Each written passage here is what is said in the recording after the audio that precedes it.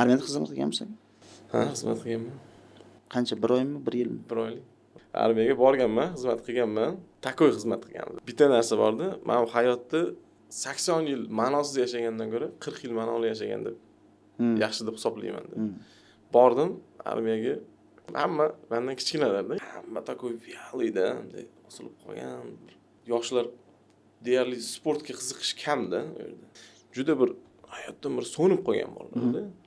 Kim aytdim, uyg'oninglar dedim, turanmang dedim. Nima uchun keldinglar armiyaga dedim. To'g'ri, hammanglar dedim, misol uchun voyenniy bilet uchun kelgan. Lekin bolalar dedim, hayotga bir marta kelamiz dedim. Bir bayroq ostidagi bolalarimiz dedim-da. Farzandimiz mana shu vatan. 1 yillik xizmatga kelganlar ham takka o'tkazib olish mumkin 1 yil dedim. Lekin biz dedim, shunday xizmat qilaylik dedim. Xuddi bir 10 yil yoki bo'lmasa bir 40 yil aka-uka bo'lgandek xizmat qilaylik. Keyin xizmatni boshladik. Har o'quv binosidagi ham, anaqalarda ham, boshqa amaliyotlarda ham o't ido nuqta virgulgacha qildirdim. Xullas, komandirlar o'zlarining borliklarini his qilmadi. Maza qildi. Hamma kachok chiqib ketdimi keyin? Hamma kachok chiqib ketmadi, uyg'onib chiqib ketdi-da. Hamma o't ido sherni biladi, asamiyotlarni biladi, pagonlarni, pozvaniyalarni polni biladi, qurollarni biladi.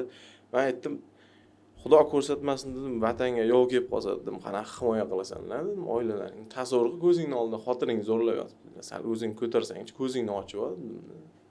Erkak kishi baram. Erkak kishisan-ku, kola ichib chips yeb dedim, вообще dedim, testosteron yo'q bo'lib ketgansan, erkakligingni unutib olgansan. Odamning nervniy sistemasiga, miyasiga kuchli qattiq gapirasiz-ku, o'sha ta'sir qilib uyg'onadi-da.